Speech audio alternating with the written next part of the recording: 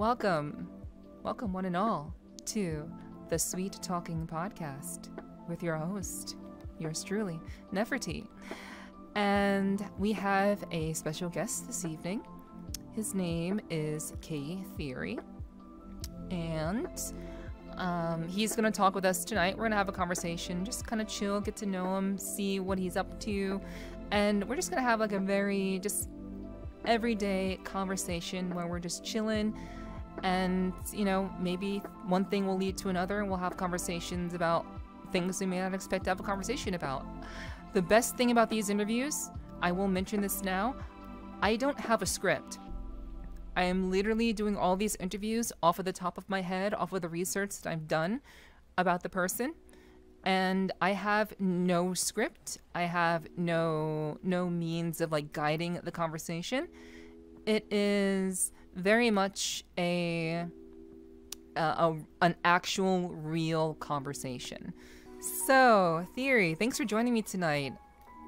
I really do appreciate having me. Thank you for having me. Yeah, I appreciate you being here tonight. Thank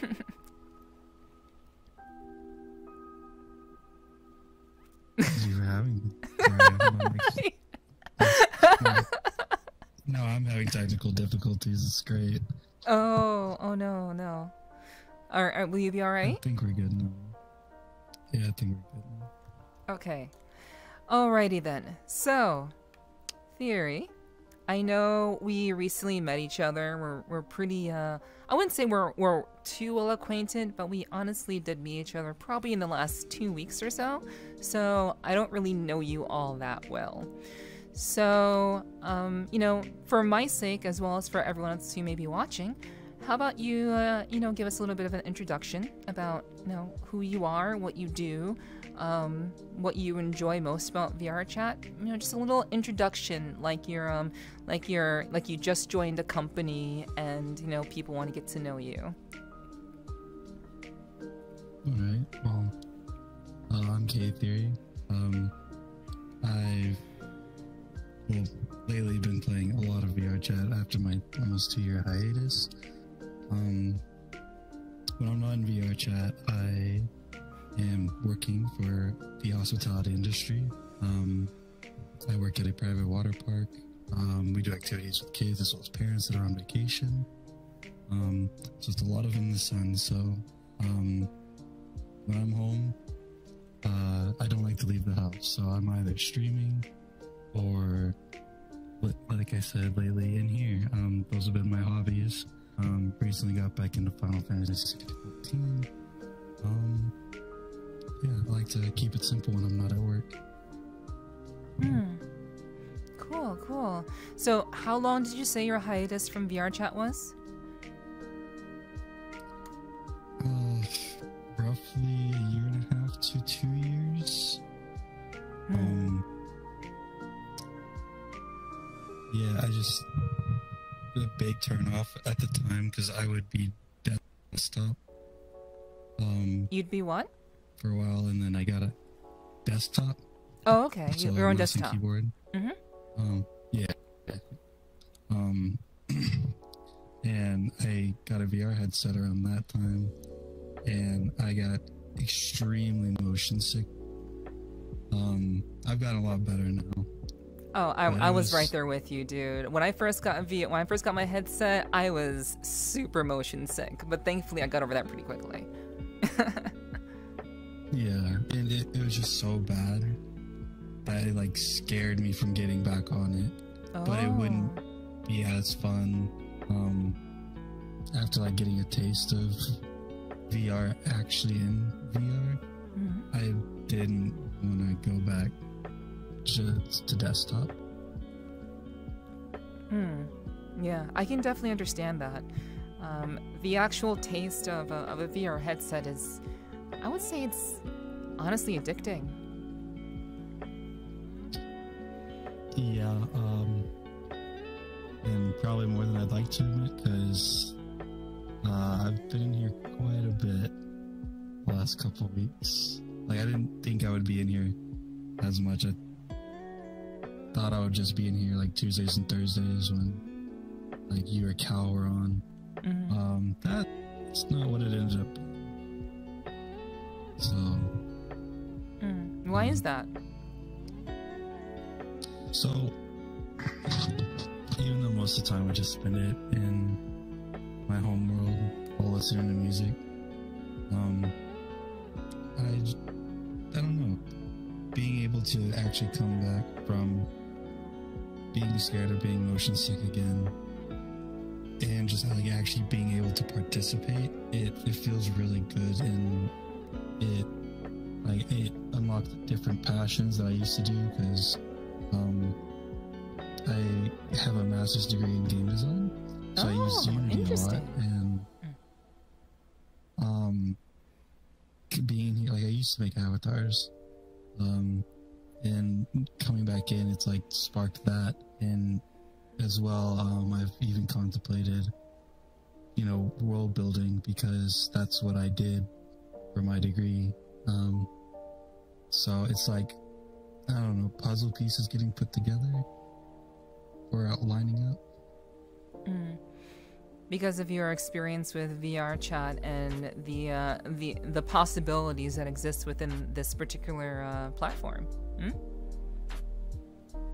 Yeah, you do a lot with it, and then of course I personally feel like I've been socially awkward most of my life, so getting a taste of like meeting really cool people on here has also been a little bit addicting, so it makes you want to get out of the comfort zone and do it more while not going outside, because real life people are still scary.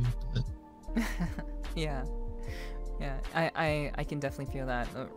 Dealing with real people in real life, that's a little too intense sometimes, for sure.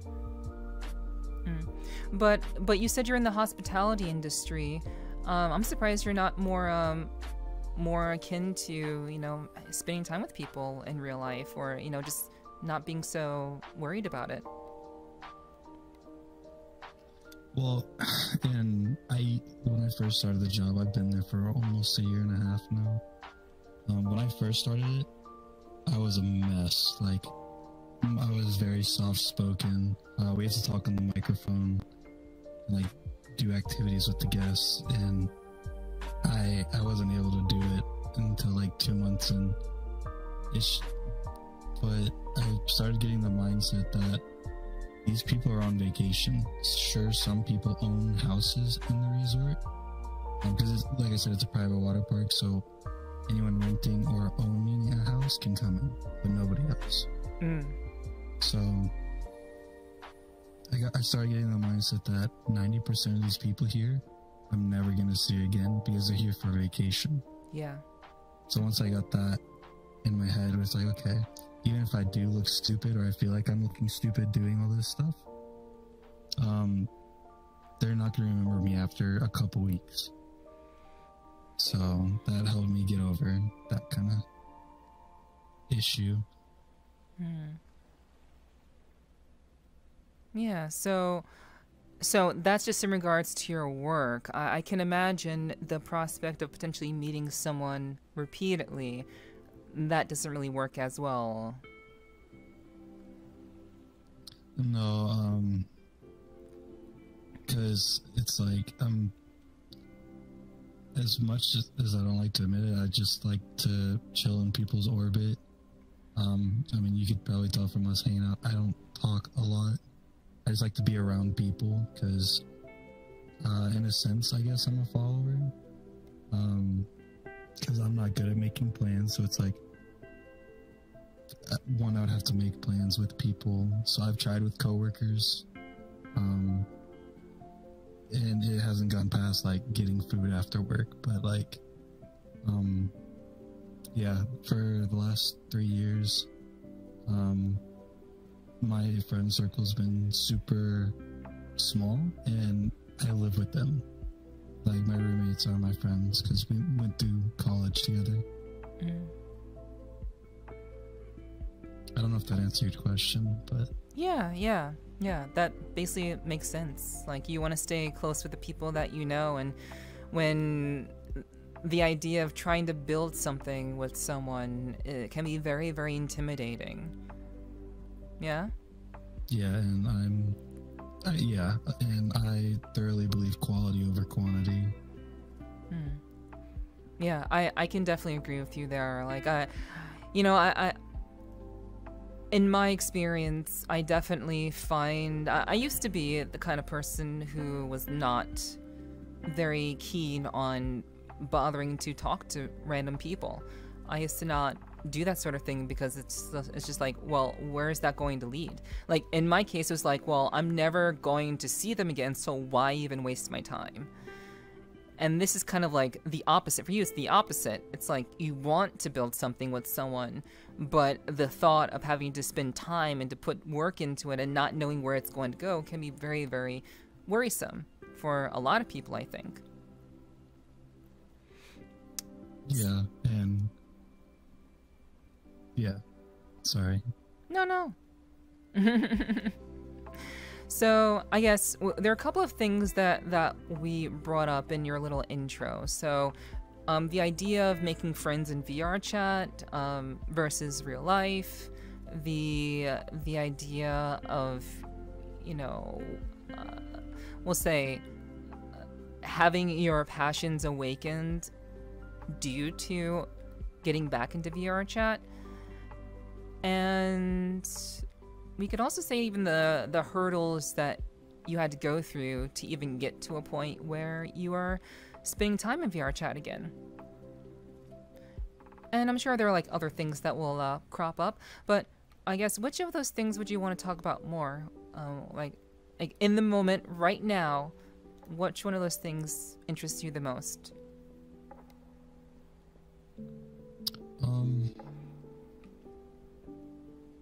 I mean, they're all kind of on equal playing fields. I guess we could go into like coming back, because it's like tying in. We're already talking about VR and just how, like, what's making me come back, like, since we're already on the topic. Yeah, that sounds good. So, so you said you took a hiatus for, you said about 1 to 2 years, correct? Correct. So what were you doing before that hiatus? How were you interfacing with VRChat before that hiatus? I mean, so it's kind of what I was doing now, but just less interaction because I was on desktop. I mainly, from what I remember, found myself in what was it? The pug, the Great Pug. I just would go there and chill in front of the mirror, listen to people, see if anything popped up that I was possibly able to join in on. Mm-hmm. And then something that's always fascinated me was animations, like the flashy animations that people are able to do with avatars. So I spent a lot of time in the box, where people would go to showcase that kind of thing. But other than that, it's the same thing I do now, with a little more pizzazz with VR. So the majority of your time was spent basically being a mirror dweller. Is that's what they've been called in VRChat, mirror dwellers, yeah? Yeah. If there were put a term to action. Yeah. I mean, that was one of the first terms that I learned when I first got into VRChat. So there's like a whole vernacular about like how people have basically come to live and thrive in VRChat. So were you very successful in meeting people? Like were your experiences while you're on desktop, were they memorable in any shape or form? Did you have any like meaningful experiences just by being on desktop? Not really. Just because the immersion wasn't there like it is now, which I think is part of a huge reason I'm on it a lot more. Because in desktop, it's like any other video game, you're just sitting behind a screen with a mouse and keyboard, there's only so much you can do, and it is called VRChat, so most of the functionality you can't even partake in. So I think that's why I was a mirror dweller, because I was banking off of maybe I can meet cool people.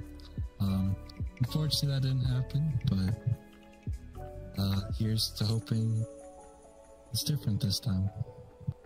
Yeah, I mean, I think a lot of people who may find themselves on desktop generally, from what I've observed, I don't know this for certain, but it seems as though many people who are on desktop seem to stick with the people that they know, like the friends that they have, because I don't know the real reason or why that they do that, but I imagine it's because I guess perhaps the lack of immersion hinders them from really wanting to or having the ability to connect with someone new, perhaps.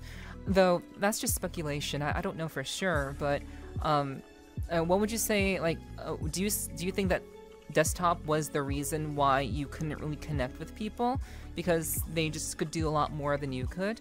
Do you think that was a hindrance? Yeah, because my mindset of the matter was, excuse me, like when you're just on desktop, all you have to go off of is personality, which personally I felt like I've lacked previously. So it was like I didn't really have much to go off of. That's why I was just quiet. I was just another body in the room in front of a mirror. And every friend that I guess the roommates that I live with now, they would never touch VR because they're into like FPS games, really big into Destiny 2 type of stuff. Like this is nowhere near their alley, so even trying to convince IRL friends to join to kind of get a flock going didn't work too well either, so So you felt like you wanted to have a more fulfilling experience, but you not only did you not have the people that you feel most comfortable with in VR chat with you, but you also struggled to connect with those who may have been wearing a headset and generally just, had a little bit more quote-unquote pizzazz to their experience than you did. Correct. And maybe I was looking in the wrong places too, because I've noticed that almost everywhere you go, people have already got that group, or they're toxic. Majority of the time, so maybe I still have something to learn. Yeah, I do agree with you there. I find the more popular worlds, like the drinking bar, and like just those very typical worlds that are usually very populated, like I forget what it's called, like Moonlight Deck or something, I don't know. Like they typically just have very niche, like insular friend groups, and that makes it very, very difficult to interact with them, especially if you are perhaps a little bit, older, maybe, and it's just very hard to kind of interact on their level, I would think, and that makes it a lot difficult to really just even slip yourself into a conversation in those types of worlds. So like I've had a lot of luck in smaller worlds, even in Two Time to Talk, or it's like I think it's No Time to Talk. I think that's what the world is called. I've actually met a lot of people there, but this isn't about me. But that's just kind of like my perspective on it. So it's possible that maybe you're just in places where it's just not conducive to connect with people in a meaningful way, since I would guess a lot of the times many people are not looking to connect. I think they're just looking for a way to kill time, and whomever is there who's willing to kill time with them and just shoot the shit. I think those are the people who, I think it's just, the idea of having real conversations with people, I don't think is very prominent in VRChat. Which, if that's what you're looking for, you're actually looking for building something with someone. I think you'll be very hard pressed to find someone in those types of worlds who are just looking to kill time and shoot the shit with their friends and don't really care about much else, you know? What do you think about that? Yeah, I would agree. I would 100% agree. And something that you mentioned that I have found extremely true as of lately is just the age gap that I've been finding lately. Like, I always feel like I'm running into a group of kids that are trying to shoot the shit. And I don't know, like, there's a disconnect there too because of age range and mentality and I guess the atmosphere, because obviously I've been looking in the wrong places.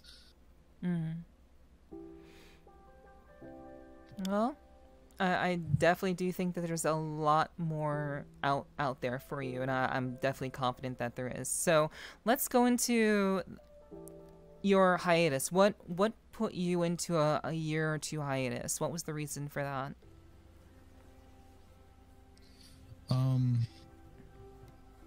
So it started with the motion sickness that I spoke of before. Like, I don't know, I've never experienced this. Like, it was to the point where I would think about putting the headset back on and I would want to throw up. It was very bad. Wow. So like, took a couple months, and then I got into a relationship. So the games they played, like I just have a wide variety of games, and it was mainly League of Legends that they played, some MMOs, so I kind of just drifted away from VRChat and started playing games with them. And that went on for about a year and a half. And funny enough, like around the time that we split, I was just looking for people to hang out with, and so I believe Cal.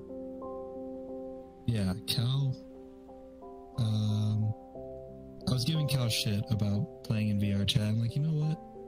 I used to do that. Let me hop back in and see how it is. I joined Cal, and that's when I met you and Voss. So we're back, and I'm not motion sick anymore.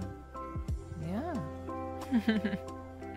Yeah, it's crazy. Like when you give yourself the opportunity to jump into an experience that, you know, who knows how it'll turn out, you end up meeting some other really interesting people in the process. And yeah, I definitely do remember that day. You know, you were just kind of there. You jumped in. You know, I obviously was very friendly and, you know, I chatted you up and all that.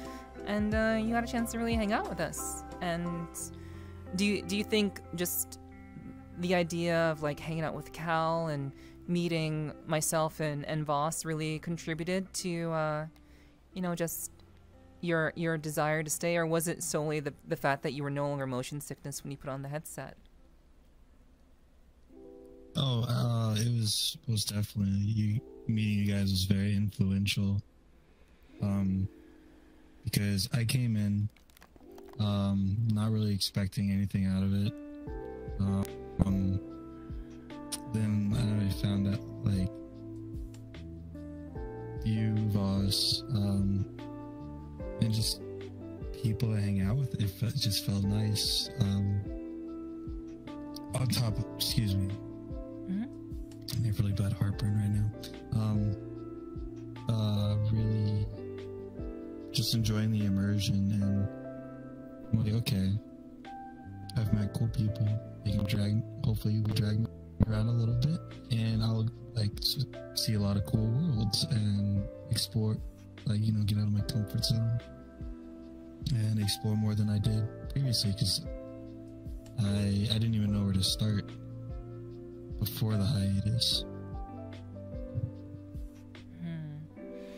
So the excitement of meeting people that you could actually vibe with actually really encouraged you to want to stick around more in VRChat, yeah? Yeah, and it's like, okay, this is already 10 times better than my last experience in it, so let's just see where it goes. And now here I am. Yeah, I think that's really, really special. Like, the main thing about VRChat is the people that you meet. It's the experiences that you have and the people that you meet. And it's also very similar to MMOs as well. MMOs typically can be fun just from a gameplay perspective, but at the end of the day, when you've done all there is to do, what matters the most is the people that you've met, the experiences that you can have with them, the trials that you've overcome with them. And I think VRChat is very, very similar in that regard. You gotta just find the people that, you know, really suit you best, and that can really encourage you to want to stick around more, yeah? Yeah, God, that MMO reference hit way too hard. Oh, really? How so? So, like, I guess I didn't realize it because it's, like, buried in my memory, but when you said it, it instantly clicked. Because I love MMOs. It's probably my favorite genre of video game. But I was really, my first video game ever on PC was World of Warcraft, and ever since then I stuck with it. I know World of Warcraft has beef with Final Fantasy. I'm on both. I apologize. Well, not so much anymore, since the bored WoW goers have you know, found themselves in being a cat girl. Oh no. More dudes styling cat girls. Thank you, WoW goers, for feeding that meme. I'm sure you have. Yep. Yeah, we have. I was no better because I came and made an aura, but that's besides the point. Now I'm a cat girl. But yeah, like, and I've never experienced what it was like to be in a big group that felt like family over the internet until, what was it? The third expansion of World of Warcraft, Cataclysm. I met a lot of guild members and I decided to main tank for them. And it was like you said, we've done everything, we've done all the high-end content. So at the end of the day, we would just get on World of Warcraft, get on TeamSpeak or Ventrilo, and just talk. And it was really special. And all of it to just be ruined by, because it was the GM, who was a guy, and who was the co-owner was a woman. They got together, they started beefing because they didn't get the roles that they wanted, like for an item in a raid. She started beef, guild disbanded. Wow. To make a long story short. And ever since then, I've never, like, I've joined guilds for the perks in games. As most people do. But never joined a Discord again for a guild. Like, never talked to people from a guild. I didn't even raid with pre-made groups. I just did, if it had a party finding feature, I did it through that. Like, it just, because I've never had that connection. Like, because it was really nice. It was like a teenage kid coming home from school, not in the healthiest households at the time. I had something to look forward to. And World of Warcraft was my escape for everything at that time. And then it just got ruined. So instead of trying to chase that again, you decided that it was just not worth even trying again because it would just end up getting, you know, well, I mean, there was always the thought that it could just get ruined at any time. Yeah, and I think out of a 20-man, 20-man raid team, I talked to one person. And yeah, they don't even play the game anymore. Come a long way from it. Is that in, would that happen in Final Fantasy 14? I'm sorry? Did that person that you talked to, was that in Final Fantasy 14 or in WoW? It was in WoW.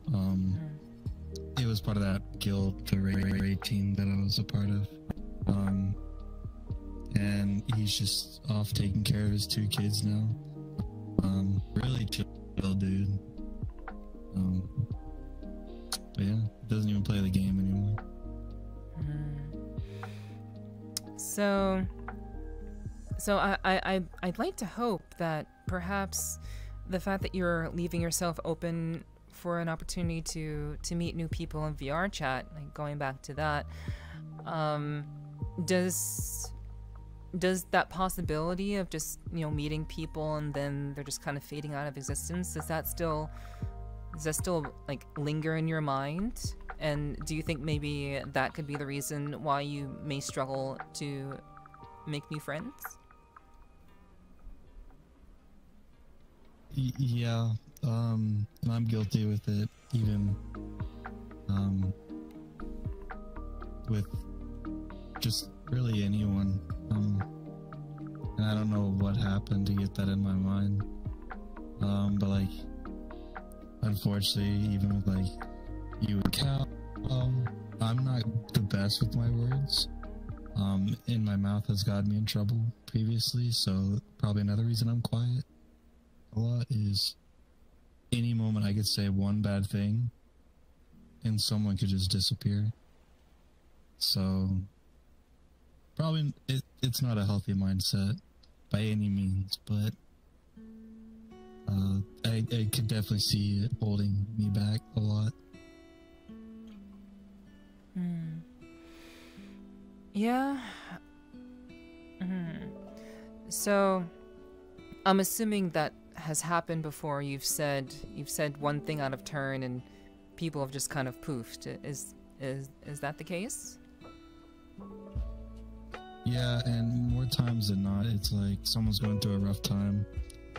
In my mind, I'll say something that I think is supportive, but not knowing, like, I'm not a mind reader, not knowing the other person's thought process with everything. Something positive that sounds to me could be negative to them, and that just so happened to be the case a couple times, where they were very emotional.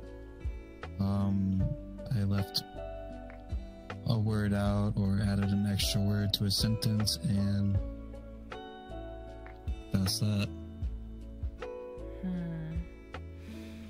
I don't mean like in a toxic way, like it just made some things make sense to me in my head, but it can be misconstrued in a different way. Yeah, that's really the difficult thing about connecting with people and talking with people. Just some things just get interpreted in certain ways. Like, I pride myself on being a very open-minded, very understanding person, and I don't like to hold initial interactions against people. But I mean, I guess even I'm kind of guilty of doing something similar, to just kind of piecing out because someone just kind of said something that was a little too much. Like, I don't really want to get into like what happened to me, but basically I just I found that it hit me in a way that was not, you know, ideal, because it reminded me of how someone else treated me in the past. So that's like the one thing that would actually like do anything to me. Other than that, I'm pretty understanding, and I'm not one to really just write people off because they said something out of turn. But I would say that we're kind of living in a generation of people who are generally way more sensitive and susceptible to words these days. I mean, I thought we were already in that. Like when I was way back when, I thought we were already there. But now it's even more intense because of social media and the expectations of, you know, putting on your best face at all times. And it can really mess with people's heads. And some people just forget how to think for themselves. Yeah, and I mean, that's why I try to just avoid conflict at all costs. Like, if I can remain the middleman, I prefer to stay that way. Not get myself in any of those situations, because, like you said, nowadays it's eggshells everywhere. Which it shouldn't be. Yeah, and it's unfortunate that it is. But also, I feel like how I am now, because I wasn't always like this. I feel like now that I'm coming to terms with like how I am, like me being quiet and trying to avoid conflict, like it's a maturity thing now too. Because the bad interactions that I mentioned previously happened when I was a teenager. So, like, we weren't mature. Misconstrusions can happen. Yeah. And, you know, those teenage hormones kick in for everybody. And things just are out of whack. But now that I'm mature, part of me feels like it would be different. But I won't sit here and lie to you that I'm still not scared of it. I mean, trauma is trauma, no matter how you try to, you know, dice it. Really, it's things happen, and you know they can definitely leave a mark on you. Like and that's really the difficult. I would say that's one of the biggest challenges of connecting with people, not just in real life, but also in VR chat.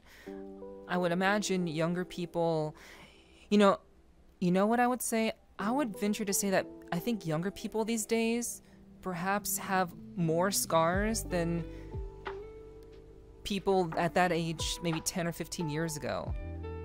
And I think that's what causes that whole it's not an epidemic, but this idea of everything being so sensitive to a lot of people. I just think people are getting scarred and hurt too quickly. They're skidding their knee and they're running to their mom immediately, rather than just kind of accepting it and, you know, taking care of it themselves, just to kind of, you know, give a metaphor. But the problem is, like, we're all scarred. That's the nature of the human experience. We all have our scars. And it really comes down to meeting people who are willing to accept us despite those scars. I would agree. Yeah, and I don't know. When we were younger, the world had a lot of shit going on. But man, the world is so fucked right now. That probably doesn't help anything. In what way do you think the world is fucked? Just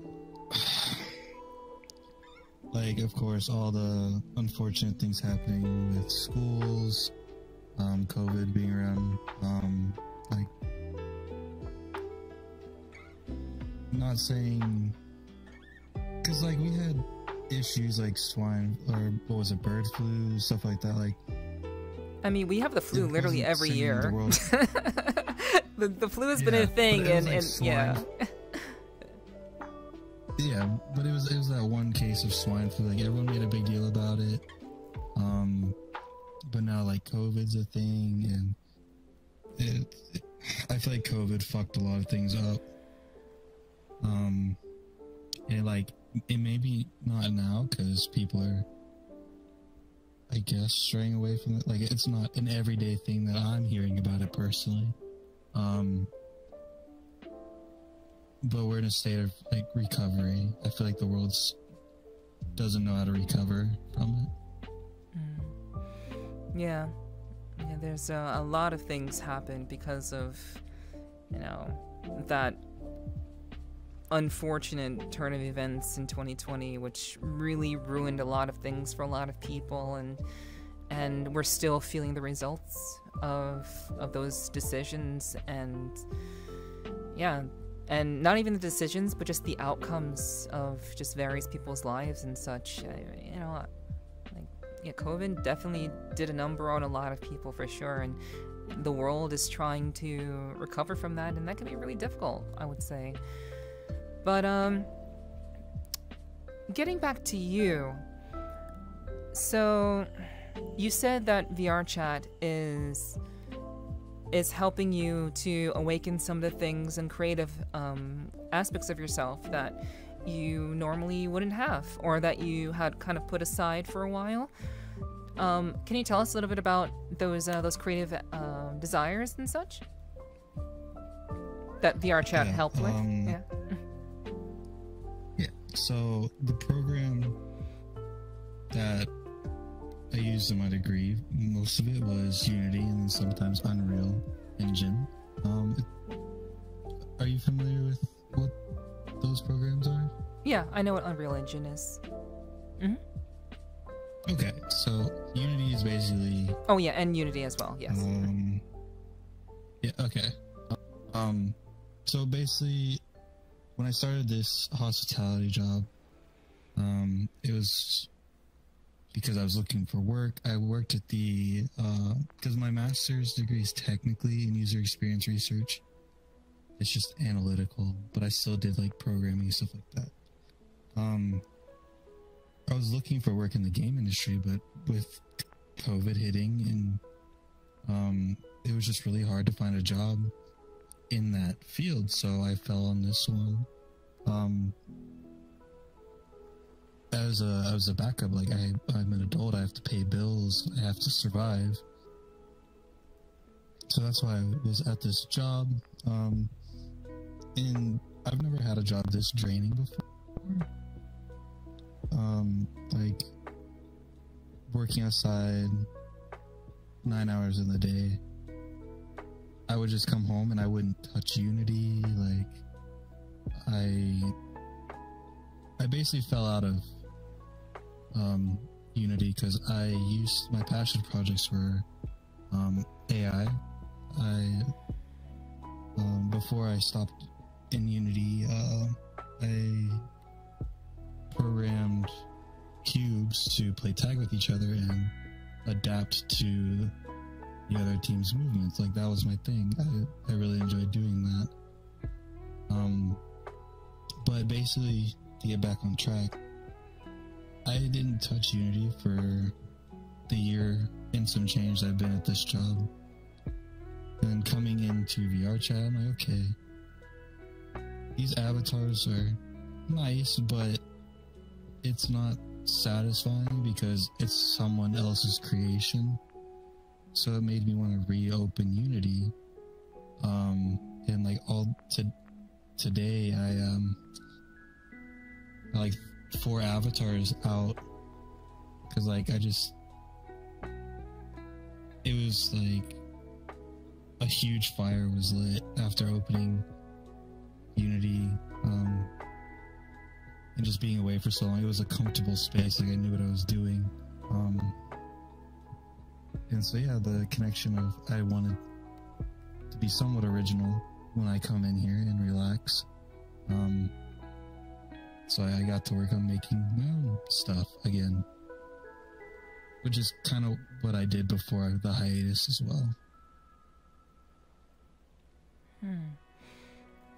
So, was it VRChat specifically that relit the fire within you, due to you spending more time and observing the other avatars that, you know, that were available but they were not yours? Was it that specifically? Was it the avatars, or was it the worlds, or something else maybe? So I've never made.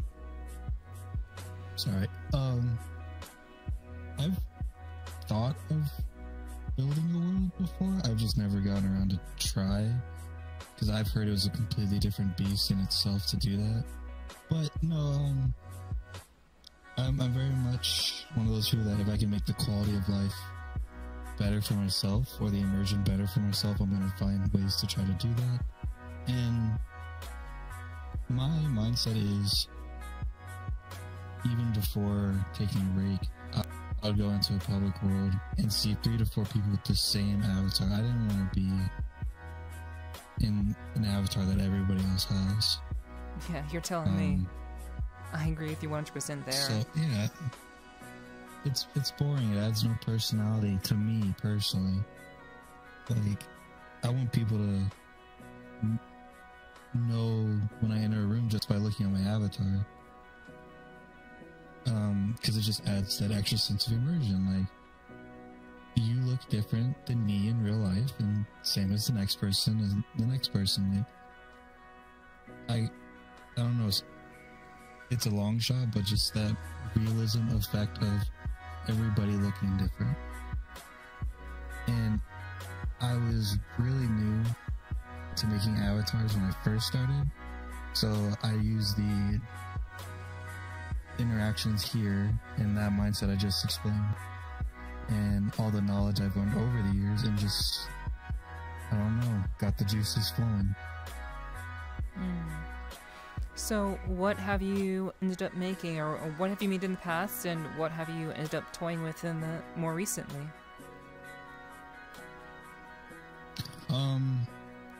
So in the past, I guess in terms of avatars, started with small ones, like the really short ones, mainly because it was easy to, most of the bodies look the same, as opposed to male or female avatars. So it was a very simple, clean slate you could work with. It was just about adding fizz bones, like joints, clothes, all that stuff. That's where the challenge comes in, but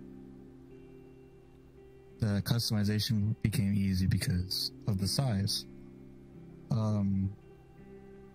So now I already know how to like do joints instead of just having a T-pose avatar. So I started with that and then went on to more mature physiques, like the screenshot I sent of you earlier, or to you earlier. I worked on a male Abby and a female Abby, see what I could do, and try to make them more mature looking avatars. And mind you, I didn't do the modeling. I'm not good with that, so there are a couple avenues to get free assets that I just took bits by bits and created my own thing from it. But my degree is make the object do the thing, and that's kind of what this is. Like, I make the avatars move while adding pieces that very talented modelers made. So I don't take any credit for the art.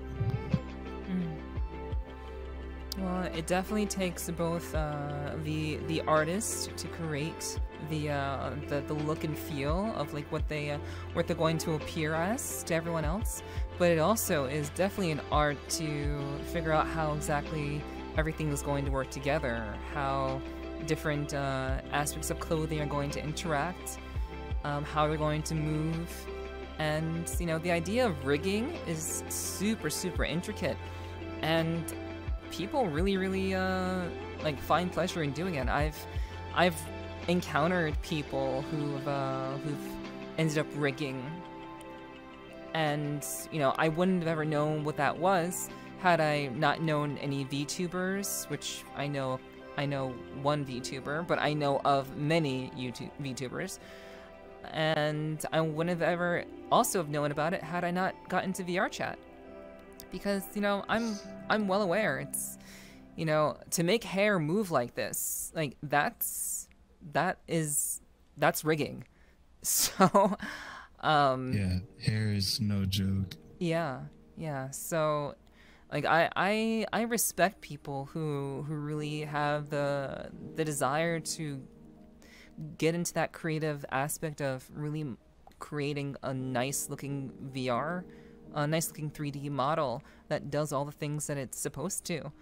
So, would you say, like you said that you have a degree in game design. So do you have any intentions to really kind of, keep working on this craft that VRChat has helped awaken in you, and to ultimately, maybe find a means of, inching your way into some indie team or something? That would be really nice. Like, I don't know, I don't really have a vision for a game, but like separate from VR, but I have thought about potentially making worlds in here, just seeing how it goes, because I've never done it. So and we do learn world building, like it's 4 months out of the year of my degree was straight world building. So I would be willing to challenge myself in that sense, and but I don't know, maybe not a game just yet, because yeah, I just don't have the creativity for it right now. So I'm hoping this, like, moving into world building sparks that.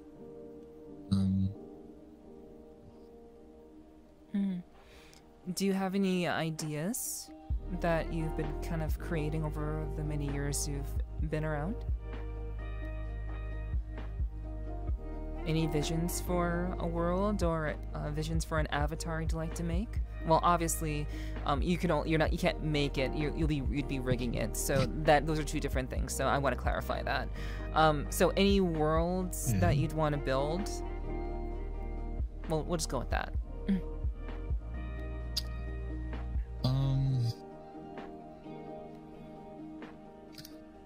The only idea I would have is maybe making my own homeworld. Because I won't say I have an original idea. But I like old, modern Japanese style stuff. As do I. So maybe something along those avenues, or that avenue. I don't know.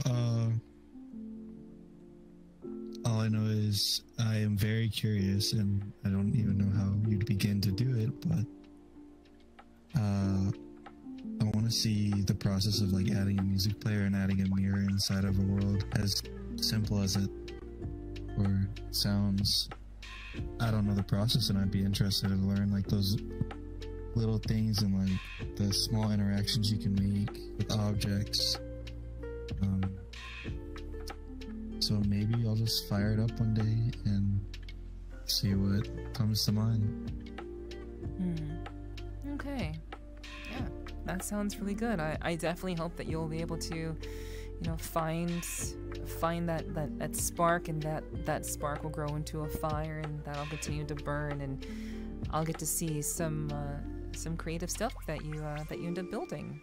And yeah, that's really, really exciting to, like, know someone who actually does that kind of stuff and is interested in, making those sorts of things. So I definitely wish you the best. Absolutely. Yeah, and maybe you could even make my world. I was just thinking that since I lack the motivation to figure out my own ideas, I can practice on your idea. Yeah. And I have many ideas. And I lack many, so hey, we can help each other out. Yeah, I think that's totally possible. Like, I would love to see that.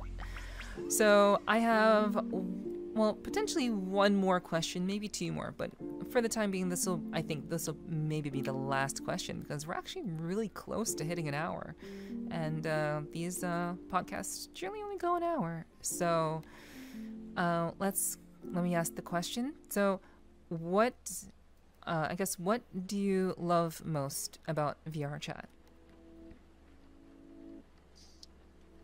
Just how, sorry, I'm trying to make this sound as not depressing as possible.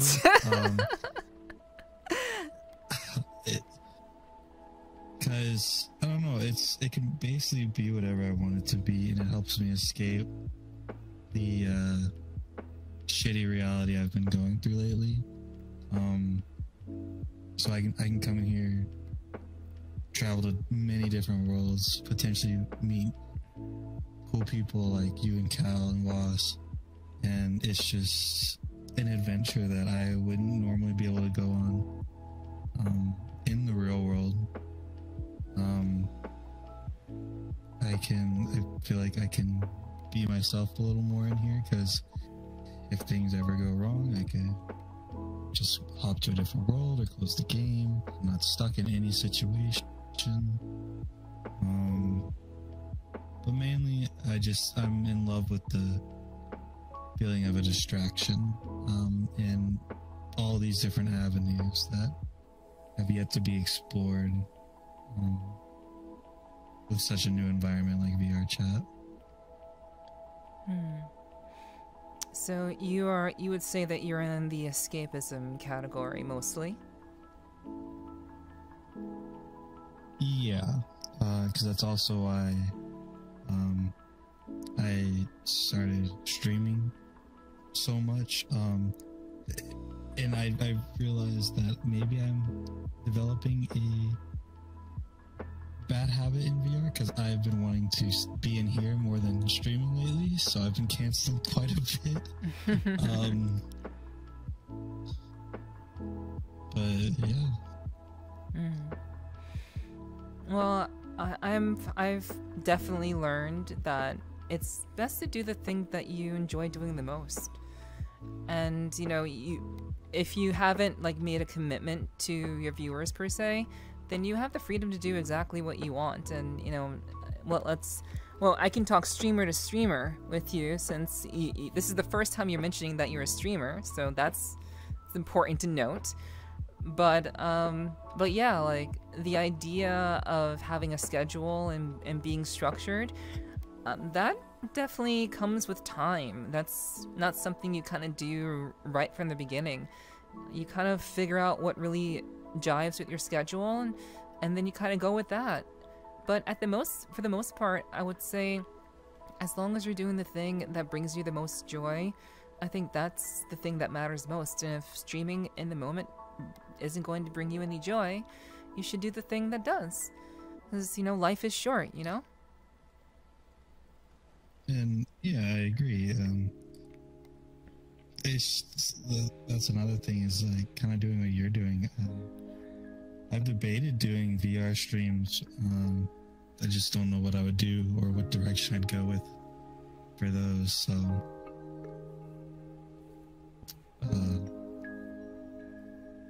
in time, maybe.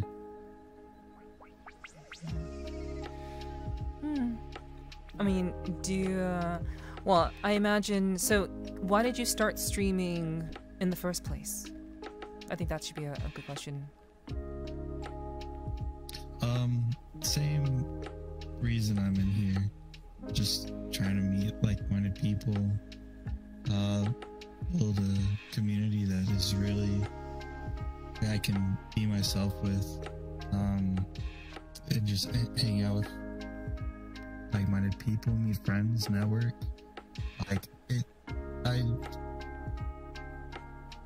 I feel like I'd be extremely nervous with a high population, like a lot of people.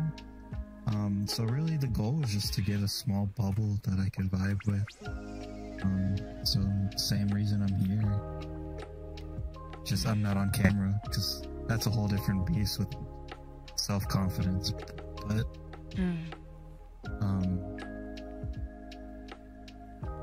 so yeah, it's same intentions. Why I started streaming are the same reason I'm in VR. to find people who you can vibe with and who get you. Yeah, just similar people. Basically a safe haven where I can just be myself. Because it is difficult for me to do it in person.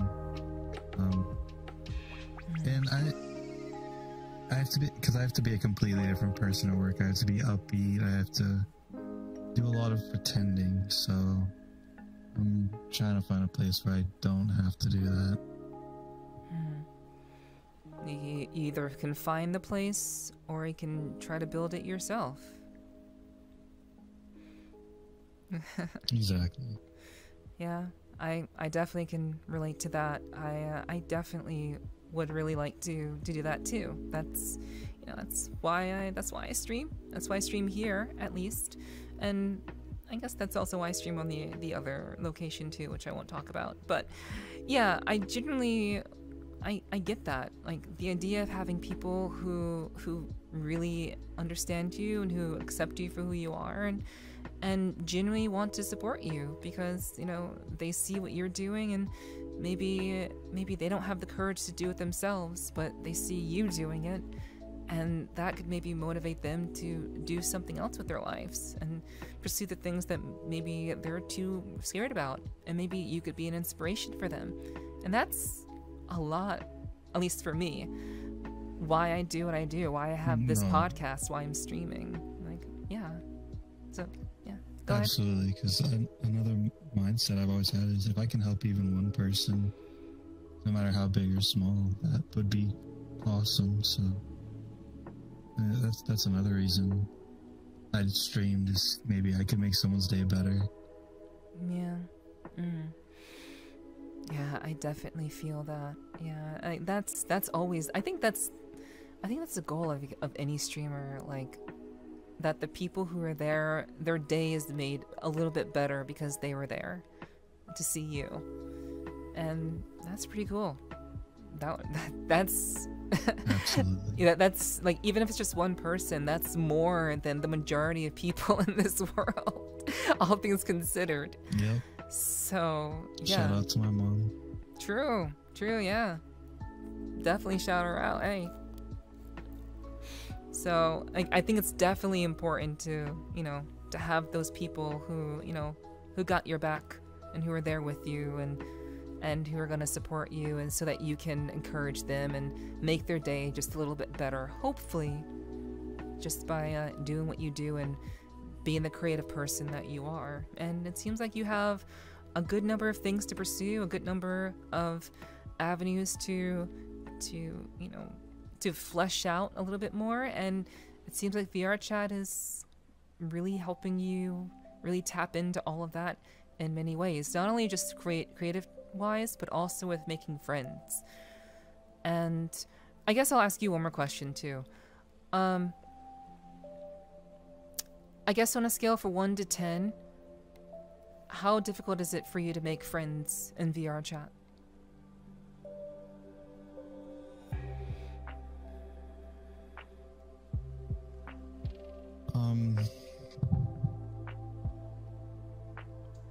I don't want to say a 10, so I'm going to say a 9, because I can be in a room full of people, but I won't say anything, because I feel like if I was to contribute to a conversation of a group of people I don't know, I'm going to sound stupid. That's a huge fear of mine as well. So I'm psyching myself out more than anything, because I don't want to be, it's that one weirdo in the corner that says one line and never says anything again. So that's why I said I was a follower earlier, because honestly, if Cal wasn't there when we met, you probably wouldn't have heard from me. And it's not necessarily saying you, because yeah, let me rephrase that. Knowing you now, well, to an extent, you would probably confront me But people nowadays, with how I am, and with, I don't know if it's, how do I word this? People would have to notice me and then confront me for me to say something on top of me being socially awkward. So it's like hard on both ends, I guess, or that makes it difficult. Maybe I'm overcomplicating things. I don't know. I mean, do you think you're overcomplicating things?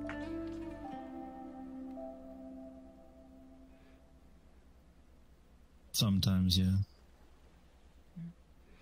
What do you think maybe you could, kind of weed out of that equation that you've formulated in your mind as to, what it means to interact with people? How can you, make it less complicated, do you think? Being nicer to myself and trying not to psych myself out. And I think you already have the potential to do that. Like you already have found a way to interact with people at your job with the idea that, well, I may never even see them again, and they may not even interact with me ever again, because in that moment you're just being you. Even if it is an act, that's still you being you. And perhaps, I know you said that you can't really apply that to VRChat, but in a world filled with people, it's kind of the same thing if you really think about it. It's an opportunity to potentially connect with people, but you don't know what'll happen, you don't know where it'll go, you don't know if it'll amount to anything. And that's essentially what it's like at your job. And you've gotten very, very good at doing that at your job. So maybe if you just approach every situation with that mindset that you have at your job, like, well, I'm gonna put myself out there, we'll see what happens, maybe it'll land, maybe it won't. And if it does land, you'll be pleasantly surprised. And if it doesn't, it'll just be like, well, I had no expectations anyway. What do you think about that?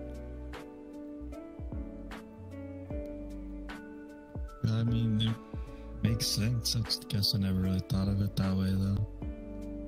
So we'll work with that, with the insight that you've given me, and hopefully that works. Yeah, and of course it's going to take some time. Like, what I would say is, if it doesn't work the first or second or third time, don't get discouraged. I imagine it wasn't easy for you to come up with that whole mindset for your job and to ultimately become the kind of person that you can be in around these people who you may, or who will likely forget about you in the first place.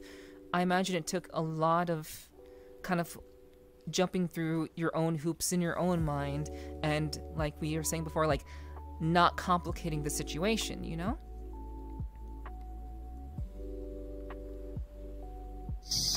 Yeah, I agree. So if you approach your experiences in VRChat, well, obviously, the way that I do it is all of my streams are a new adventure. Every time I log into VRChat, it is meant to be a new adventure. And, maybe I'll connect with someone, maybe I won't. And maybe someone will get mad at me. Like that lady did last week. Things happen. And, they may not always go according to plan. But if you're leaving yourself open for the opportunity, and even if it is a little bit of a fake it until you make it type of thing, I think that'll make your experiences in VRChat a whole lot less stressful and potentially a little bit less complicated. But I have to kind of leave that to you to really sort that out for yourself. I can't give you the equation. You'll have to take what you already have and apply that to your own experience. But I think you have a good foundation for having something, having genuine experiences, even if they don't go anywhere, because sometimes they do. And that's what's really special. Yeah. I agree. And I mean, thank you for insight, the open-mindedness. Even though the equation is up to me, I didn't have the format, and you kind of gave that to me, so I appreciate it. Yeah, of course. Like I genuinely want to, like, if I can, like, offer something that anyone at these podcasts could actually, like, take away with them after the podcast. If anything, I want them to be able to take something away with them, and hopefully that's, if nothing else, you'll be able to take that and carry that with you. And you know, I'll continue to lead by my own example, you know, as you accompany me on my own adventures. And yeah, I think that's again, that's the beauty of VRChat. Every login is an adventure, and it doesn't have to be hard to make friends with people. It can be just an opportunity for you to show who you really are, and if people don't like that, that's okay. Not everyone's gonna like you, and that's okay, because guess what? You're not gonna like everyone either. So when you think of it that way, it's not so complicated. But I definitely hope that was helpful. And is there anything about the podcast that I've done that you would have me to, I guess, is there anything that I can do better with regards to the podcast? Like, what would you, do you have any feedback for me? I mean,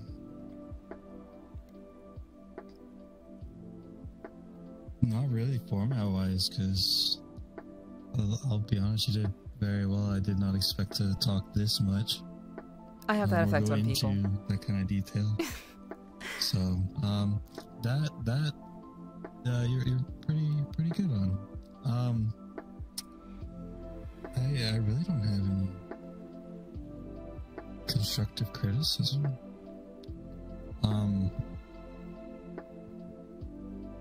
No, just keep doing what you're doing. Cool. I haven't found an issue with that. Awesome. And is there anything that you particularly liked about the podcast and being here on my little teeny tiny show?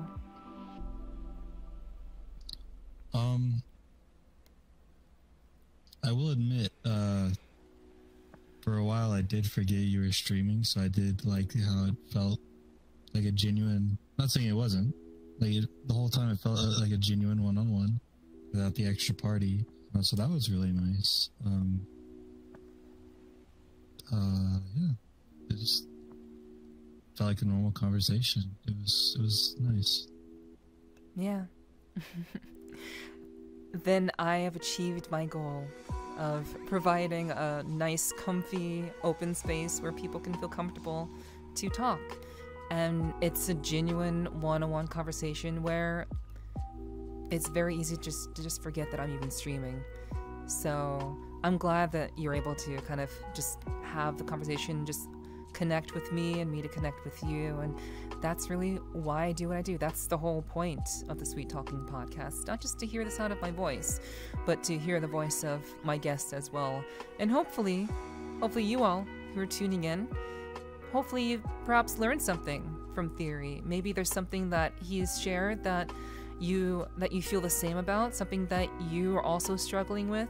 And, you know, now you have someone who you can look at as like, well, yeah, there's someone else who's just like me. And, you know, there is a way. There's a way to, you know, find your way out of that and to become more of who you're meant to be. So you're not alone. And I think I'd like to hope that these podcasts can help people feel less alone and less isolated in VRChat, where it's very easy to lose sight of that real human connection. And I'm glad that I can really provide that with this podcast. So thank you so much for joining me on the Sweet Talking podcast, K-Theory. You have been a wonderful guest, and I'm thankful that you decided to do this with me. I appreciate it. I'm thankful for the opportunity. Yeah, absolutely. And if you ever want to do this again sometime, you know, just let me know. yeah, we can definitely arrange that for sure. And for those of you who are watching, if you would like to be on the podcast, obviously, like for the first few podcasts, I'm just kind of talking with my friends. Like I mentioned earlier, I met Theory literally about 2.5 weeks ago. So we're still very, very new friends. So yeah, it was very much me learning more about him and how he perceives a lot of things, which is very, very good. You know, we learned a lot from each other. And if you'd like to be on the podcast yourself, I would encourage you to take a look at my Patreon. All the links are down below. And have a look at that. And that will give you the information that you need to know just how to end up on this podcast. So I certainly hope that you enjoyed the show. Hopefully something was talked about that maybe resonated with you. And I would definitely love to hear your feedback in the comments below. This is going to be on YouTube. So I would really, really love to hear your comments and your feedback in the comments below. Definitely, obviously, if you enjoy the podcast, please consider checking out the Patreon. And just liking the video definitely helps. I'd really, really appreciate that too. But in the meantime, thank you so much for tuning in. There will be more podcasts in the future. They may be a little bit scattered, but I hope to have more people and more guests to join me.